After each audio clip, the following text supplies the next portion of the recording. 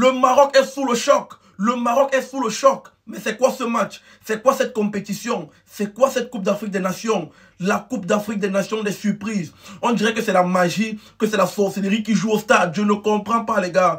Toutes les grandes équipes se font sortir. Aujourd'hui, le Maroc en paie les frais. Aujourd'hui, le Maroc s'est fait éliminer en huitième de finale de la Coupe d'Afrique des Nations. Le demi-finaliste de la Coupe du Monde se fait éliminer en huitième de finale de la Coupe d'Afrique des Nations. La Coupe d'Afrique des Nations a ses réalités. En Coupe d'Afrique des Nations, ça ne se joue pas au talent, ça ne se joue pas à la force de l'équipe, ça se joue au mental, ça se joue aux petits détails, les gars. La Coupe d'Afrique des Nations est incroyable. Cette année, c'est encore plus incroyable. On a vécu tout genre de scénario, les gars. Tous les gros sont rentrés. Le Maroc est rentré, le Sénégal est rentré, le Cameroun est rentré, l'Algérie, bon, il sait pas trop. Les gars, tous les gros sont rentrés. Qui va gagner la Coupe d'Afrique des Nations? On dirait que n'importe quand, on va voir le Bénin apparaître et c'est eux qui vont jouer la finale, les gars. C'est possible, ça ne va même pas m'étonner. Rien ne peut m'étonner lors de cette CAN. Rien ne peut plus m'étonner, les gars. Le Maroc, ils étaient là, ils ont fait une bonne, des bons matchs de poule. Ils ont même aidé la Côte d'Ivoire à se qualifier. Aujourd'hui, c'est eux qui rentrent à Rabat, les gars. C'est eux qui rentrent à Rabat après avoir repêché la Côte d'Ivoire. On dirait que le Maroc avait pour mission dans cette Coupe d'Afrique des Nations de repêcher la Côte d'Ivoire. C'était tout leur travail. Ils repêchent la Côte d'Ivoire et ils rentrent, les gars.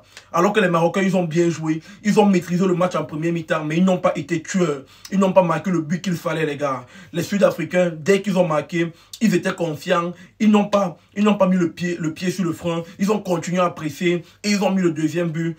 On va aussi parler d'Achraf Hakimi. Hakimi, mais qu'est-ce que tu as foutu, mon gars? Hakimi qui faisait la meilleure compétition de toute sa vie, les gars. Pour moi, jusqu'ici, c'était le meilleur joueur de la compétition. Hakimi qui rate son penalty. Ça peut arriver. On ne doit pas lui en tenir rigueur, les gars. Ça peut arriver à tout le monde, même au plus grand joueur du monde, de rater les penalties. Mais aujourd'hui, le destin n'était pas du côté du Maroc, le destin était du côté de l'Afrique du Sud. On va aussi apprécier le mérite de l'Afrique du Sud. On va aussi apprécier le mérite de leur coach, Hugo Broos, les gars. On se rappelle encore de ce qu'il a fait avec le Cameroun, avec une équipe de non-name Camerounais lors de la Coupe d'Afrique des Nations 2017 au Gabon. Il avait remporté la Coupe d'Afrique avec des joueurs qui n'étaient même pas des gros stars, pas des gros noms. Il a battu une équipe et aujourd'hui, il a envie de rééditer l'espoir avec l'Afrique du Sud. Les gars, tous les matchs qui restent là, ce sont des bangers. On ne néglige plus aucune équipe. Pour moi, jusqu'ici, les deux favoris, pour moi, pour la Coupe d'Afrique des Nations sont le Nigeria et surtout le Congo-Kinshasa, la République démocratique du Congo. Je suis derrière vous les Congolais, j'espère que vous allez gagner, j'espère que vous allez aller au bout, que du spectacle, que du football. C'est pour ça que nous aimons le football, pour ce genre d'émotion, pour ce genre d'histoire. C'est fou, les gars, le Maroc est éliminé, on est ensemble. Tu es célibataire et tu as envie de trouver ton âme sœur ou tout simplement l'amour. Tu es en couple et tu as envie de passer du bon temps avec ton ou ta partenaire à l'occasion de la Saint-Valentin.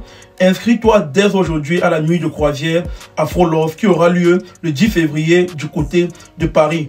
Au cours de la nuit de croisière Afro Love, tu auras l'occasion de faire le tour de Paris d'un bateau luxueux entre 22 h et 5 h du matin. Tu auras l'occasion de rencontrer des personnes célibataires qui veulent aussi se mettre en couple comme toi. Dès maintenant, les places sont limitées, ne perds pas de temps et clique sur ce lien ou bien le lien dans ma bio pour t'inscrire à la nuit de croisière Afro Love. L'inscription c'est 50 € et avec ces 50 €, tu as bien sûr droit aux boissons et aussi aux friandises. C'est du jamais vu. Inscrivez-vous pour la nuit de croisière Afro Love et donnons-nous rendez-vous le 10 février du côté du quai de Bercy à Paris. Venez, on va s'amuser, on va se mettre bien.